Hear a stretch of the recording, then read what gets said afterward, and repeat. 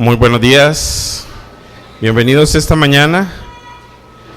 Primero queremos saludarlos, darles una cordial bienvenida, que el Señor bendiga sus vidas, recordando que nuestros hermanos de Tegucigalpa les envían saludos también, y estamos contentos de estar acá. Como el pastor Ariel mencionó, celebramos el mes de misiones, y un mes que está enfocado en entender qué son las misiones, cuál es el propósito, quién es el que establece las misiones, cuál es nuestra responsabilidad como iglesia.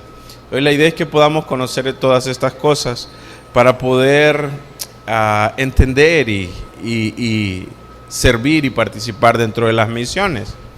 La semana pasada el pastor David Peña empezó con la primera de las enseñanzas que era la misión y el corazón, y tenía que ver con la enseñanza de Jonás, que Jonás fue un poco rebelde, no quería ir a hacer la tarea que Dios le había mandado.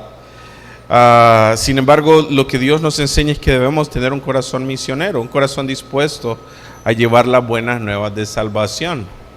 Ahora, esta semana yo les voy a estar hablando acerca de la misión y la promesa. La misión y la promesa. Y voy a desarrollar la enseñanza por medio de 3 puntos principales. Primero, el inicio de la promesa. ¿Dónde empezó la promesa y a quién le fue dada? Es Abraham. Segundo, el cumplimiento de la promesa. ¿Cuándo se cumple esta promesa? Y se cumple en Cristo. Y tercero, el propósito y alcance de la promesa, que es por medio de la iglesia. En la canción que cantábamos, Por Fe, vemos que la canción dice que la promesa desde Adán, hay una promesa donde Dios iba a obrar en toda la humanidad. Ahora, para entender esta promesa, nosotros tenemos que ir a algunas palabras, como la palabra pacto.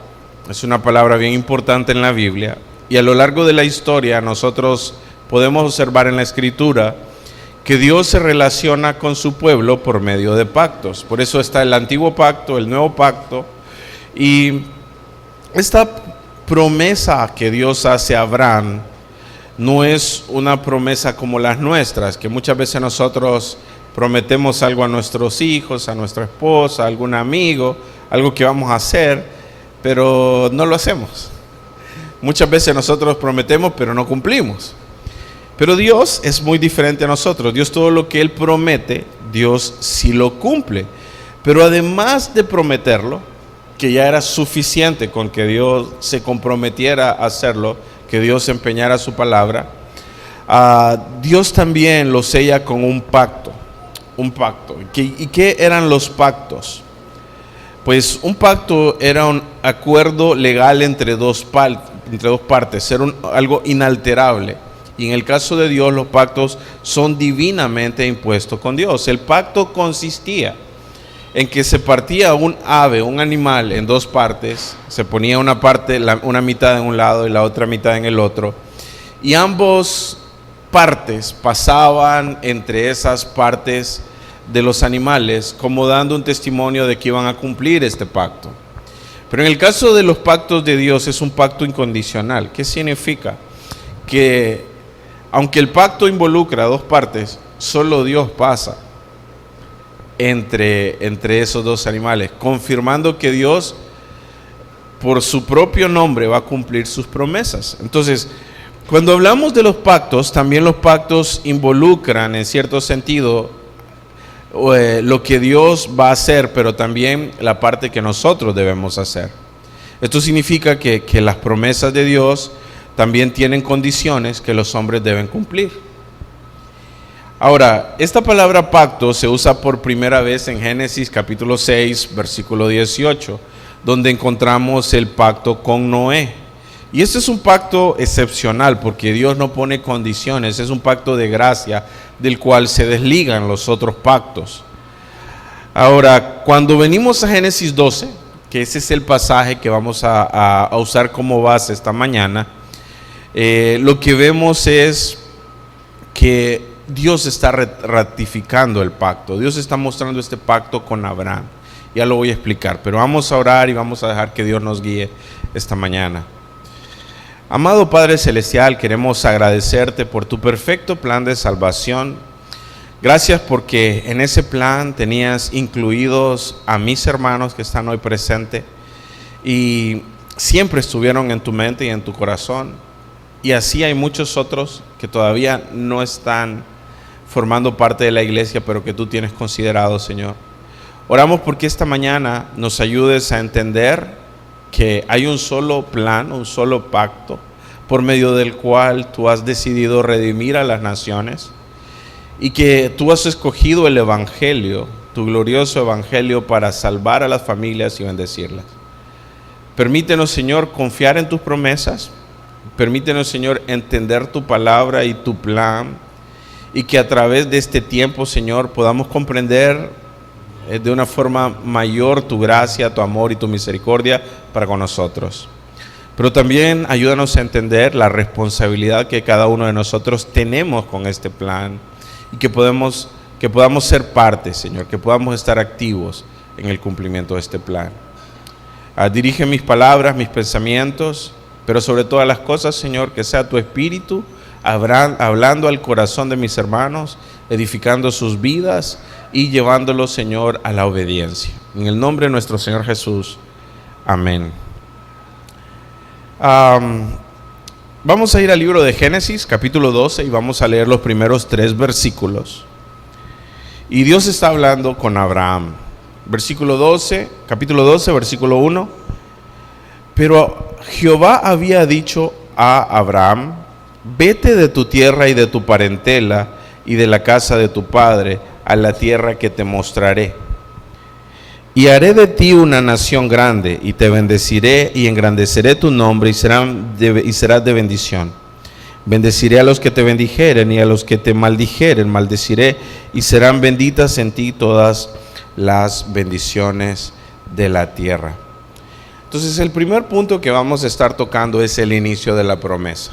Como mencioné, la promesa se le hace a Abraham, y el apóstol Pablo describe este llamado que se hace aquí en Génesis 12, del 1 al 3, como el evangelio anunciado previamente. El evangelio estaba siendo mostrado por medio de Abraham.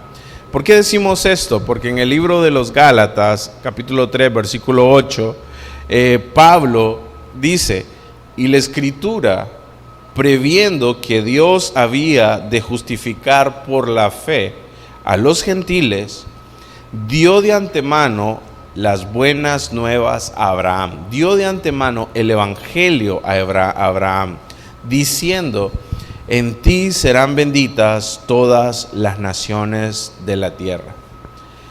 Entonces, ¿qué nos está enseñando este pasaje? Que la manera o la forma en que Dios bendice a todas las familias o todas las naciones es por medio y a través del evangelio. Dios estableció el evangelio para alcanzar las familias y las naciones. Y Dios hizo esta promesa a Abraham, le dio estas buenas noticias. Ahora, debemos pensar en este punto y ver lo que Dios está haciendo. Especialmente se vuelven buenas noticias cuando recordamos que en Génesis capítulo 3 vemos la caída de Adán. Este fue un hecho sin precedentes que marcó la separación del hombre y de Dios. Este fue un hecho terrible que trajo maldición y condenación a todas las familias de la tierra. Pero en Génesis 12 lo que nosotros vemos es un punto de retorno, donde Dios está derramando y mostrando su gracia, su amor y su misericordia, y está restaurando la condición espiritual del hombre. Está diciendo: así como en Adán todos fueron condenados, yo estoy haciendo una promesa que por medio del evangelio y por medio de Abraham, yo voy a bendecir nuevamente a todas las familias de la tierra. Yo voy a restaurar la condición caída del hombre.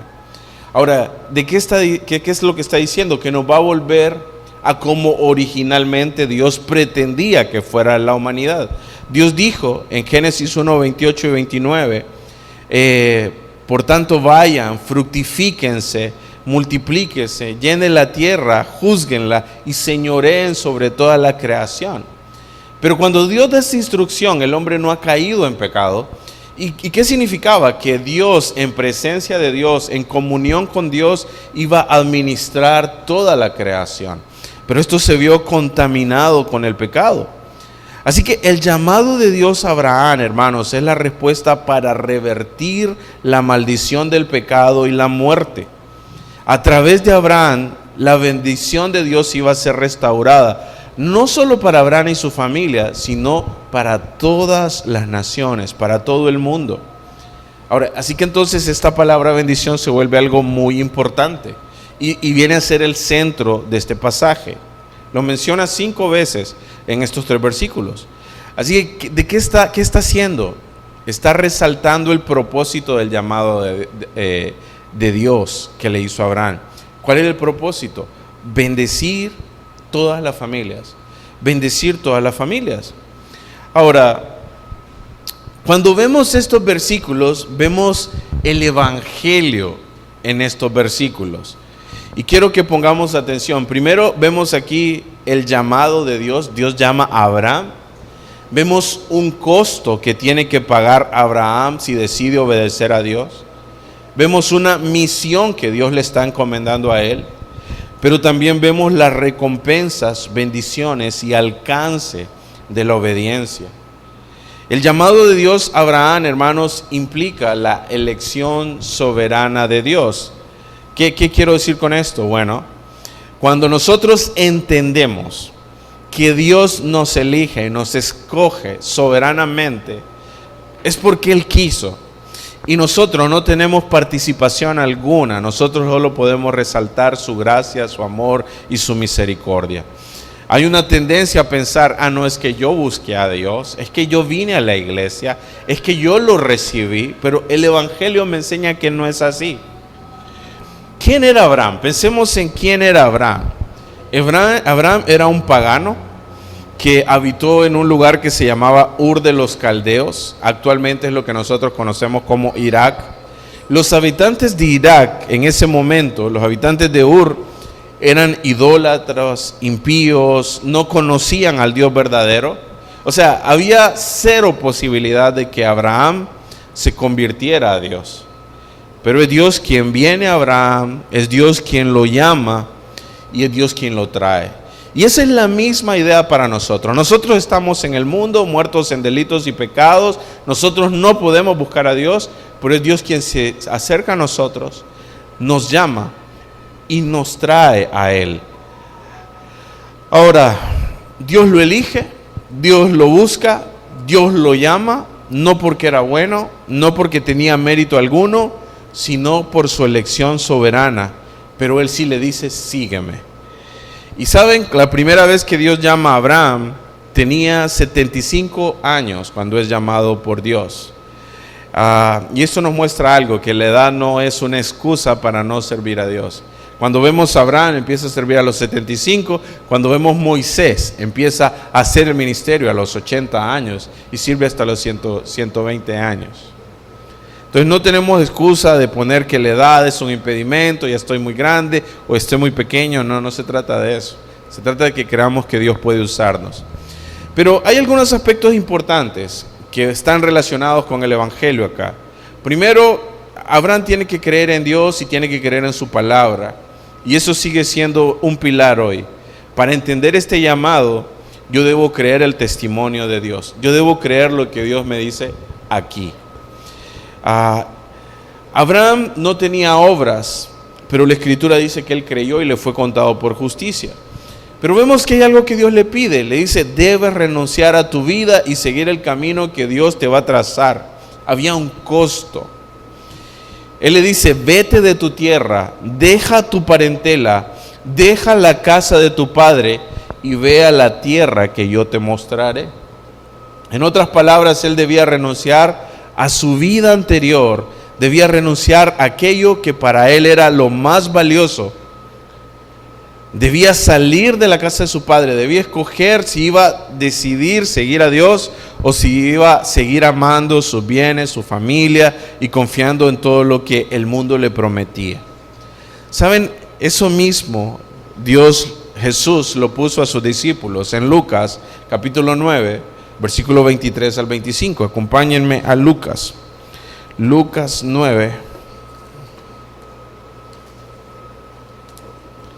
Lucas 9, 23 al 25. Este es Jesús hablando.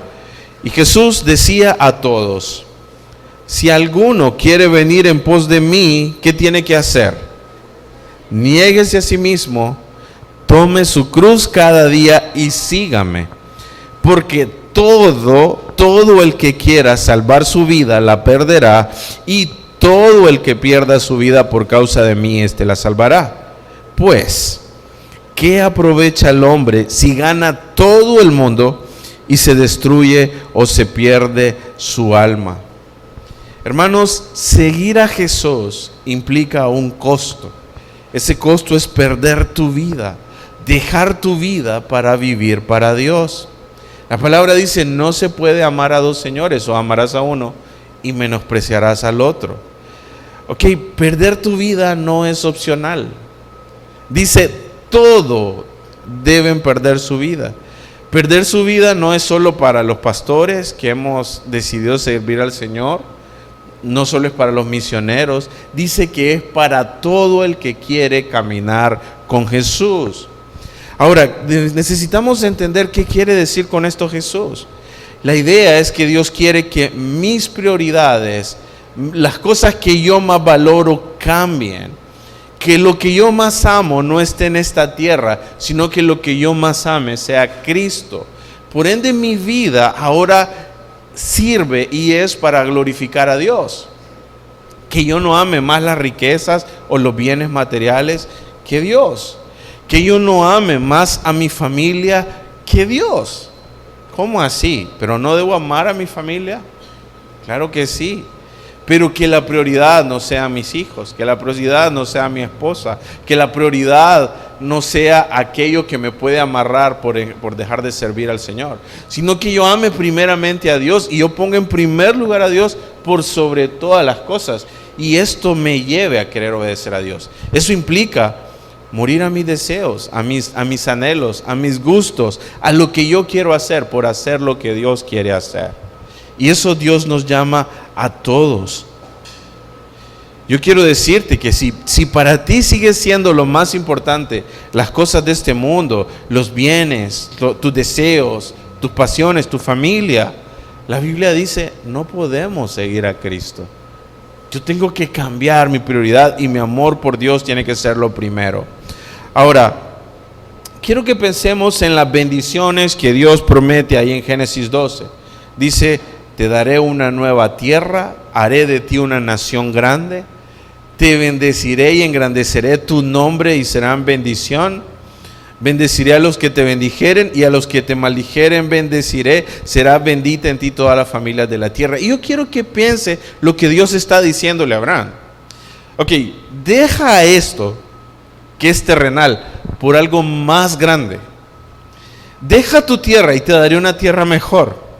Deja tu nación y te daré una nación más grande. Te bendeciré a ti y bendeciré tu nombre. O sea, Dios va a exaltar el nombre. ¿Qué escogería usted? Si Dios está diciendo que lo va a exaltar y que por medio de usted va a bendecir a todos los demás, lo natural sería escoger lo que Dios me está ofreciendo. Pero normalmente estamos pensando en las cosas terrenales. Algunos que han estudiado mucho estos pasajes sugieren que esta promesa a Abraham va como una escala. Dios primero se presenta a Abraham, después establece la promesa y después confirma la promesa, como va de forma progresiva. ¿Por qué dicen esto? Porque primero lo menciona en el capítulo 12, después lo menciona y afirma en el capítulo 15 y lo ratifica y confirma en el capítulo 17. Por eso se piensa así. Ahora, quiero que miremos los paralelos que hay entre esto que Dios le pide a Abraham y que cómo apunta a nosotros. Dios le promete una tierra a Abraham. Dios también nos promete un lugar, una morada celestial a aquellos que creemos en Cristo. Dios le promete una nación. Dios también nos promete ser parte de su pueblo. Y es ese mismo pueblo de donde provienen todos los descendientes de Abraham. Dios promete protección y bendición para Abraham. Y esa promesa, cuando nosotros estamos en Cristo, se vuelve real a nosotros. Y lo voy a ampliar un poquito más. ¿En qué consiste esa protección y esa bendición que recibimos cuando estamos en Cristo? Porque lo mismo nos promete Dios. Pero sobre todas las cosas, Dios promete a Abraham una simiente, una descendencia de la cual iba a nacer Cristo, el Mesías, en el cual iban a ser bendecidos todas las familias de la tierra. Pero quiero resaltar algunos aspectos específicos de Abraham. ¿Por qué Abraham es el padre de la fe? Porque creyó a Dios y le fue contado por justicias. Él no había hecho obra alguna, pero él creyó por fe a Dios y creyó que Dios le daría un hijo de la promesa. Y Dios es lo mismo que nos dice: confiemos en el hijo de la promesa, que para nosotros es Cristo. Para él era Isaac y Cristo. Para nosotros es Cristo. Él oyó y atendió el llamado de Dios. No era algo sencillo. Deja tu tierra, deja tu familia y ve a una tierra extraña que yo te voy a mostrar. O sea, él lo hizo por fe. Pero aquí vemos el proceso de la salvación, el proceso de la obra de Cristo.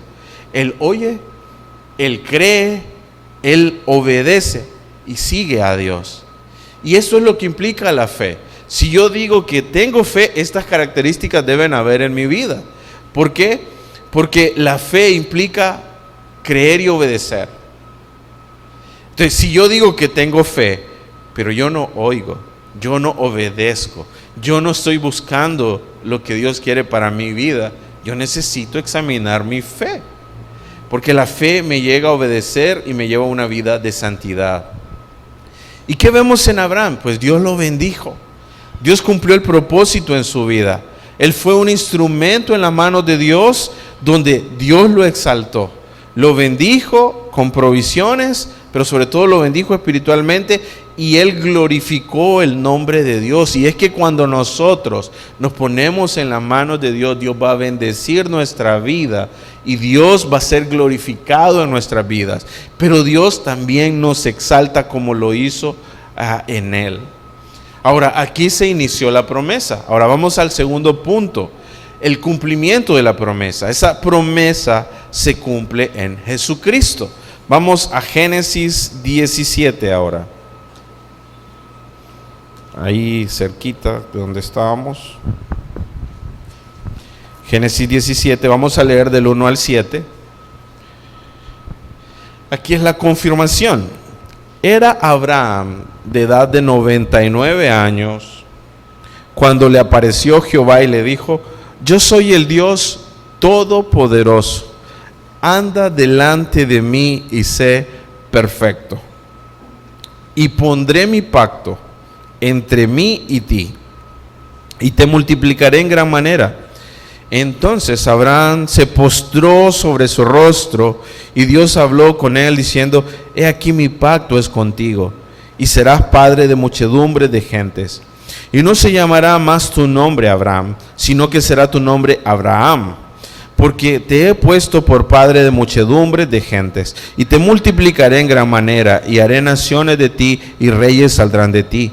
Y estableceré mi pacto entre mí y tu descendencia después de ti en sus generaciones por pacto perpetuo.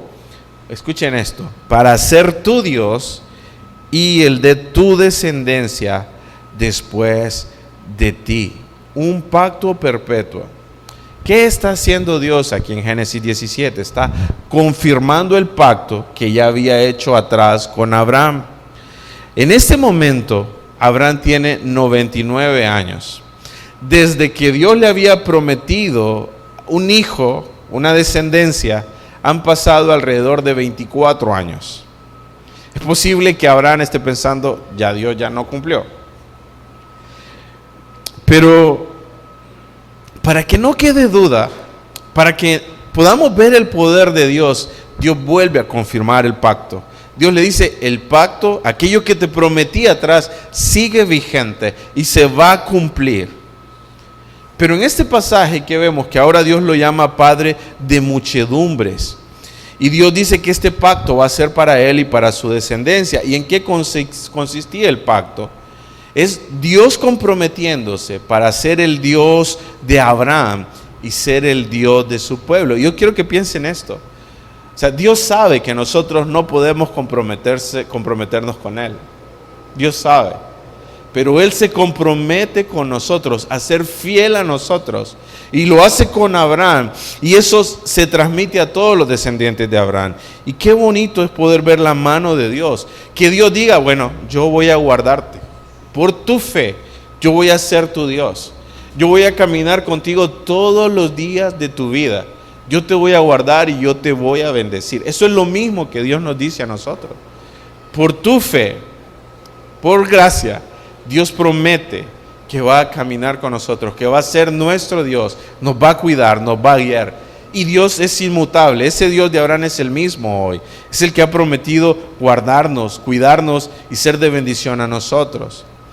Ahora, pasaron 24 años, pero para que se cumpliera la promesa, desde que se la hizo Abraham hasta Cristo, pasaron 2000 años para que se cumpliera. No fue que Dios se olvidó. Primera de Pedro dice, Dios no retarda sus promesas como algunos lo tienen por costumbre, sino es que es paciente para con nosotros. Aunque Dios tarde en cumplir las cosas, es porque Dios es fiel a nosotros, porque Dios quiere darnos más de lo que nosotros nos merecemos o entendemos. Entonces, ¿qué está diciendo esto? Bueno, la paciencia de Dios va acompañado de su misericordia. Hoy en la tarde vamos a estar estudiando de la bondad y la paciencia de Dios. Y es un muy bonito tema, así que los animo a estar en la tarde también. Ahora, ¿qué es lo que Dios le pide en este pasaje a Abraham y a su descendencia? Leamos ahora versículos del 9 al 11. Versículos del 9 al 11.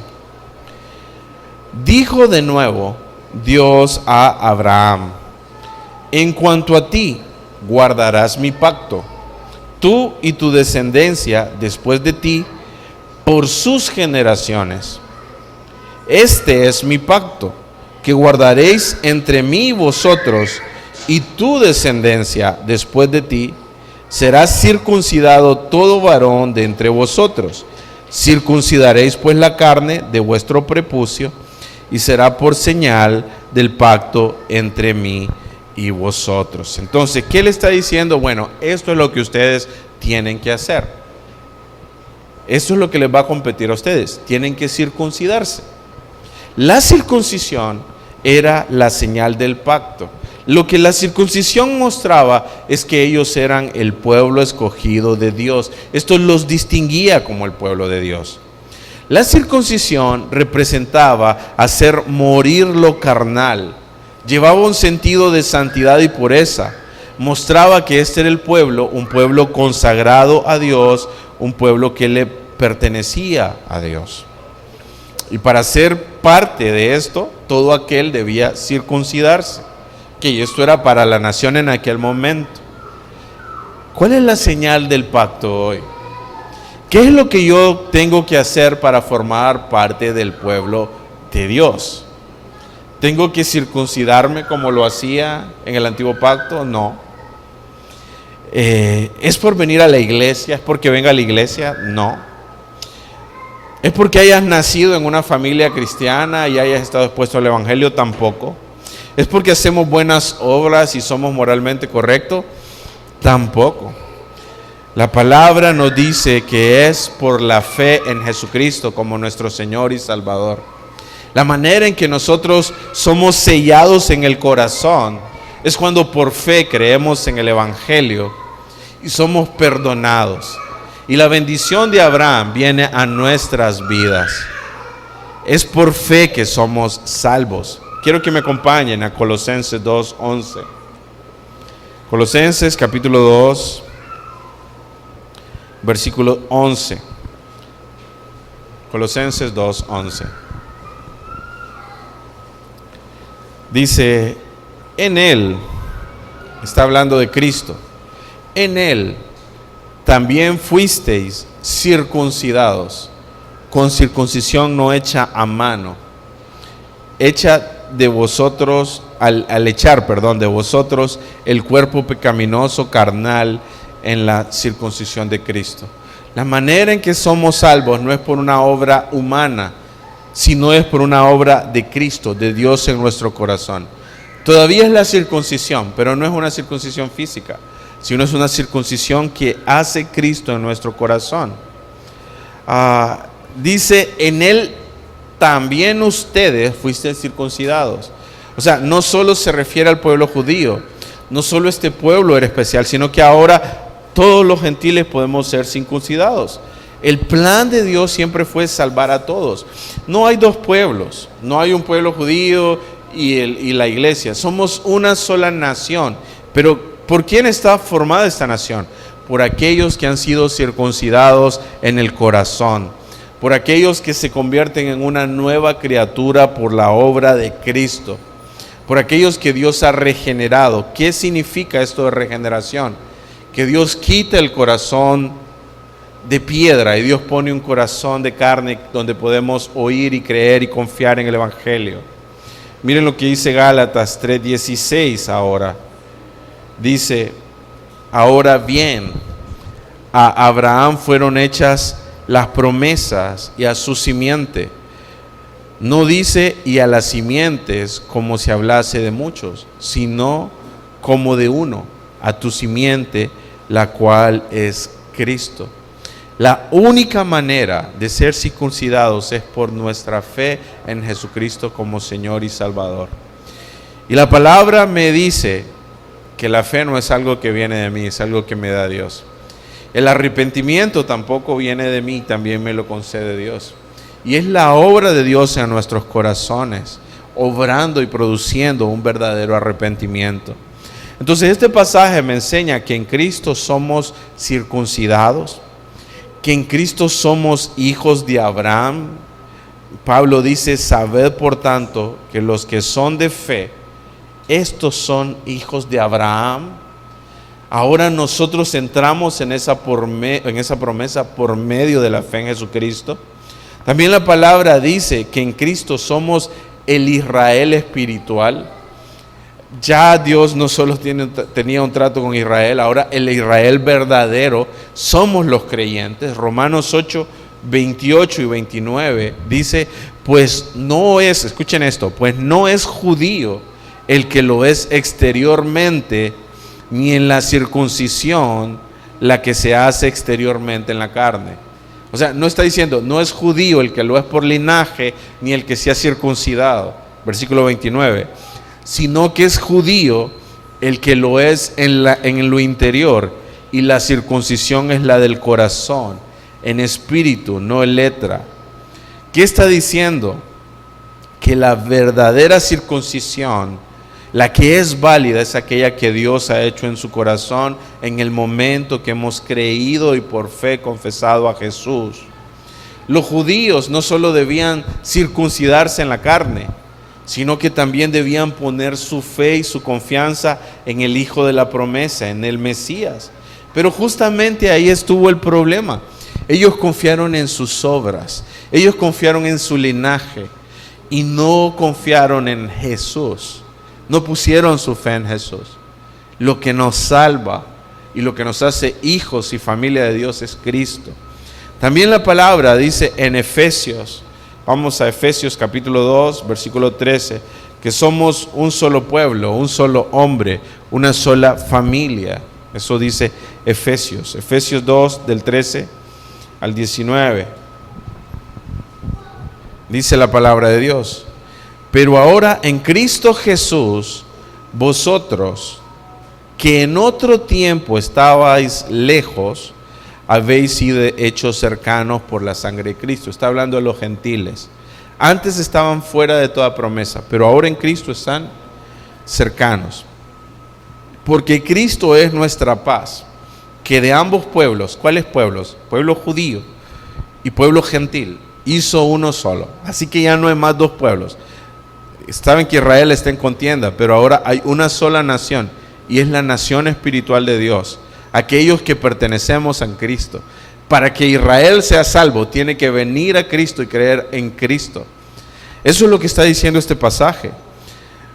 Porque Él es nuestra paz, que de ambos pueblos, judíos y gentiles, hizo uno, derribando la pared intermedia de separación, aboliendo en su carne las enemistades de la ley y los mandamientos expresados en ordenanzas, para crear en sí mismo de los dos un solo y nuevo hombre, haciendo la paz, y mediante la cruz reconciliar con Dios a ambos en un solo cuerpo, matando en ellos la enemistad. Y vino y anunció las buenas nuevas, el evangelio de paz, a los gentiles que estaban lejos y a los judíos que estaban cerca. Jesús compartió el evangelio con judíos y gentiles, porque los judíos necesitaban el evangelio y los gentiles también necesitábamos el evangelio, porque no era por tradición ni por obra, sino era por la fe en Jesucristo. Versículo 19. Así que ya no sois extranjeros ni advenedizos, sino conciudadanos de los santos y miembros de la familia de Dios. En Cristo somos una sola familia, un solo pueblo.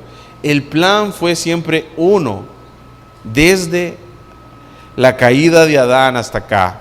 Ahora, quiero que pongan atención a Gálatas 3, 13 y 14.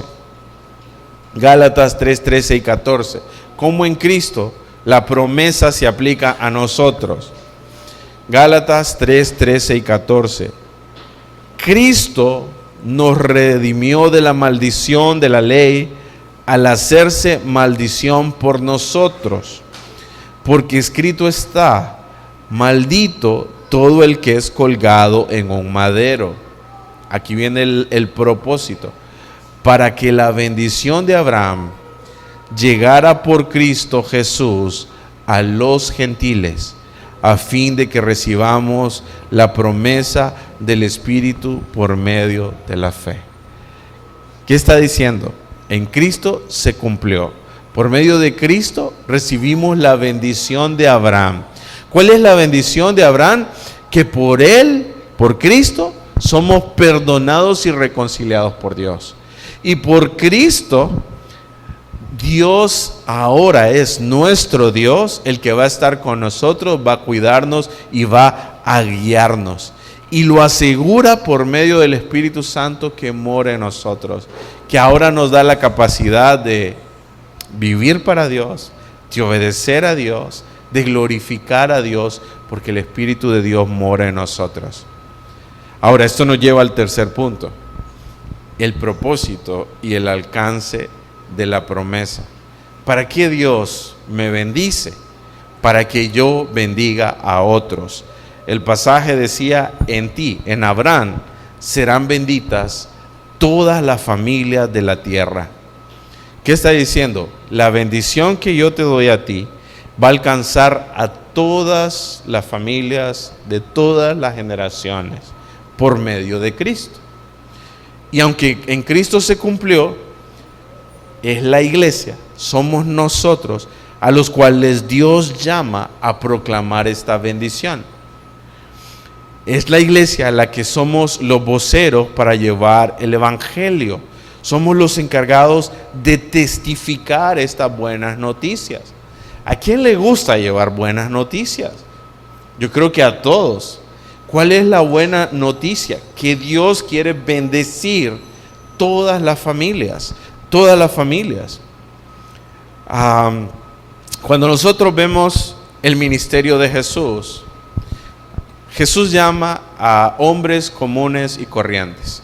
Llama a pescadores, a Pedro, a Natanael, a Juan, hombres del vulgo, hombres comunes, es lo que dice la Biblia. ¿Qué hace Dios? Empieza a obrar en el corazón de estos hombres.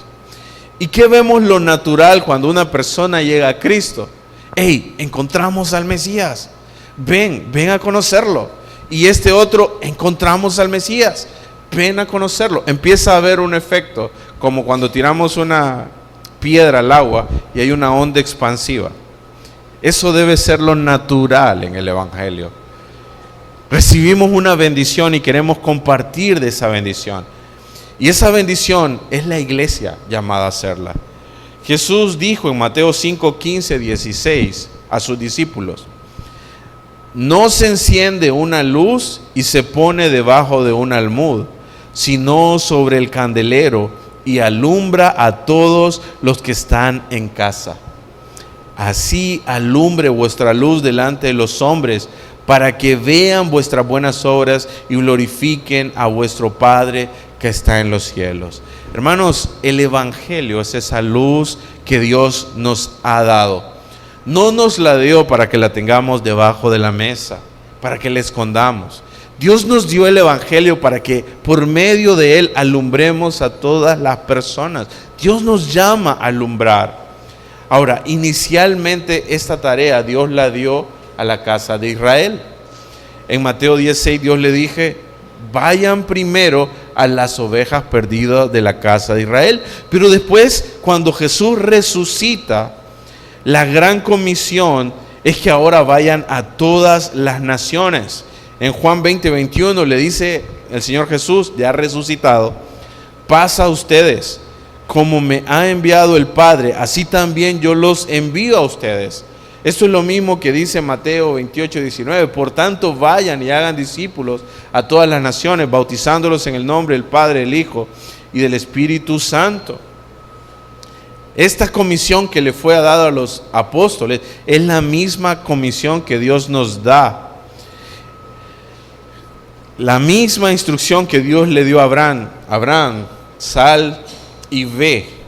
Es lo mismo que Dios nos está diciendo: vayan y hagan discípulos. Alguien escribió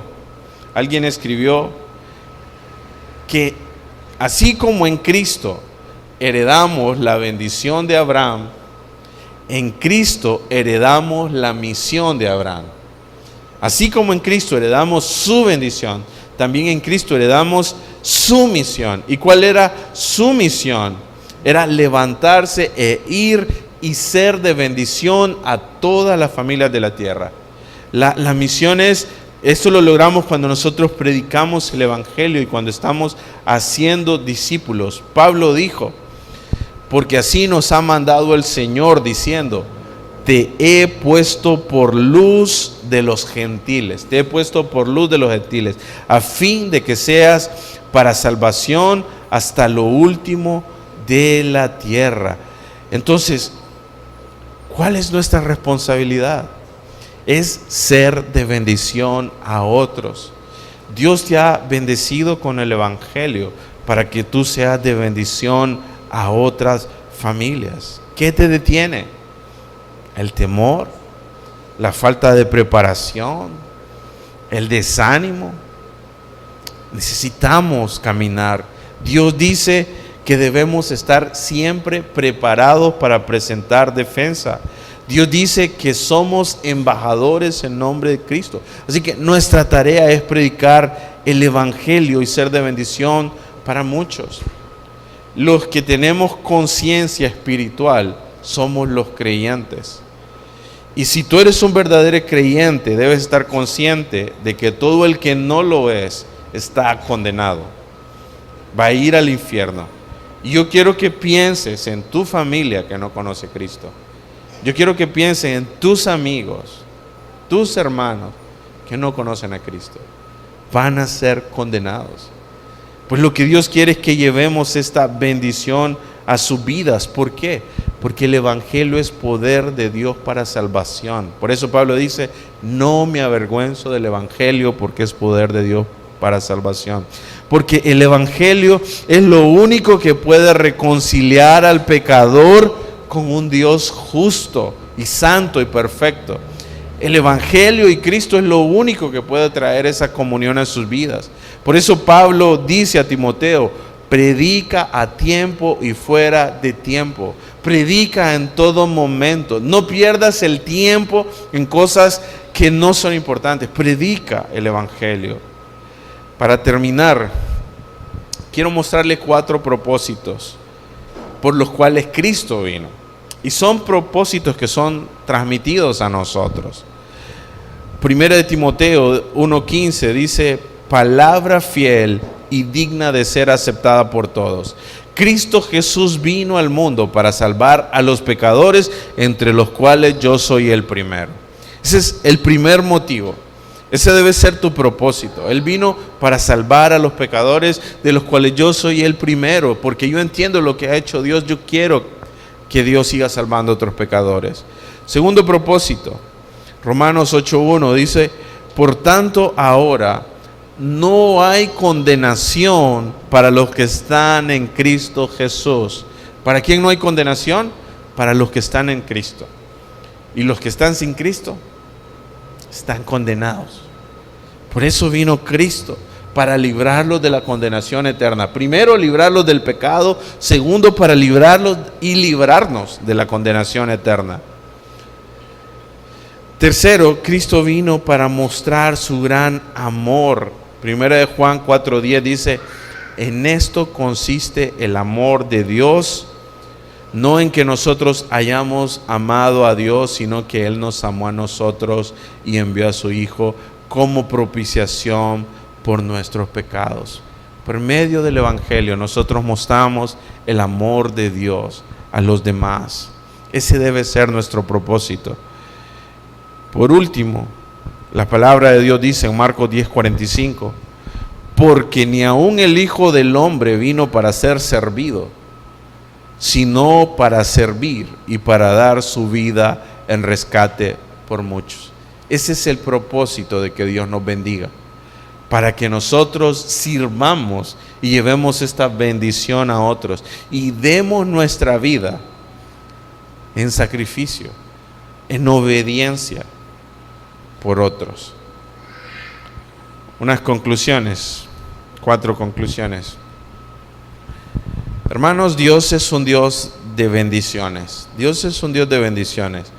El anhelo en el corazón de Dios es bendecir nuestras vidas.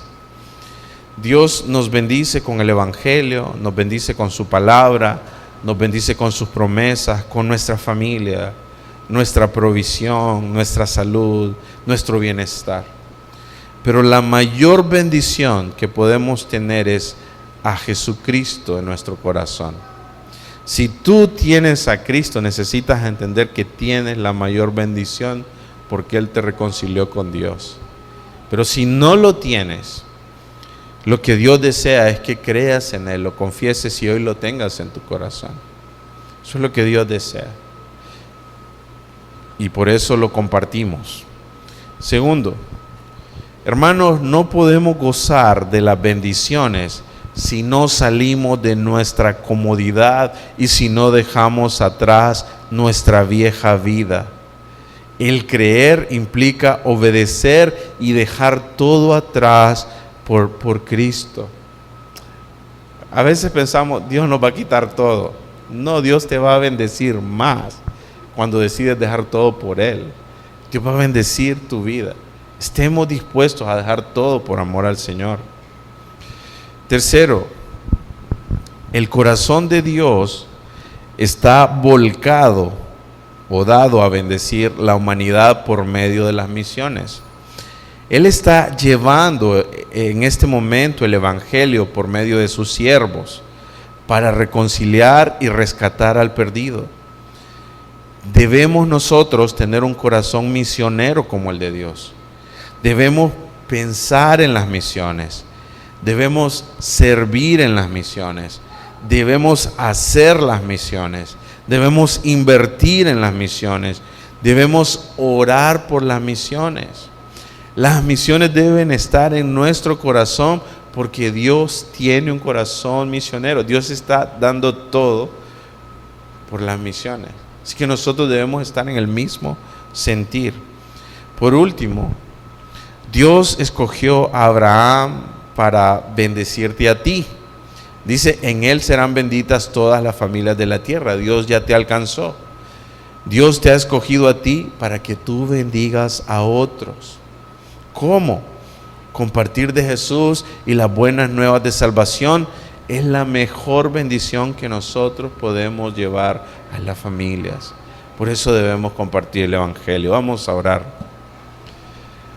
Amado Dios, queremos darte gracias por esta impresionante promesa, Señor. Poder entender que siempre contemplaste la salvación de nosotros, los gentiles. Y cómo por tu gracia, Señor, nos has alcanzado. Señor, tú has bendecido nuestra vida, permitiéndonos reconciliarnos con el Padre, teniendo comunión, Señor. Ahora somos tus hijos y gozamos de los beneficios y privilegios que eso implica. Señor, pero tú nos has puesto para bendición. Oro porque pongas en nuestro corazón el deseo de bendecir las familias, de compartir esta bendición tan grande que tú nos has dado, y que podamos ser luz, y que no escondamos la luz, sino que la luz brille en nuestros corazones, y que nosotros testifiquemos de Jesucristo. Señor, allá afuera hay muchas familias con mucha necesidad espiritual. Y yo oro porque tu iglesia, y no solo estoy hablando de la iglesia en Choluteca, estoy hablando de Impacto Sur, Norte, y de todos aquellos que pertenecemos a tu pueblo, que tú avives el fuego, enciendas la llama, para que seamos obedientes y deseosos de llevar el Evangelio y bendecir todas las familias de la tierra. Ayúdanos a tener un corazón misionero, que amemos tu plan de salvación y sirvamos como podamos en ese plan, Señor. Gracias por Jesús, que es el cumplimiento de la promesa y que nos ha bendecido eternamente, Señor. En el nombre de nuestro Señor Jesús. Amén.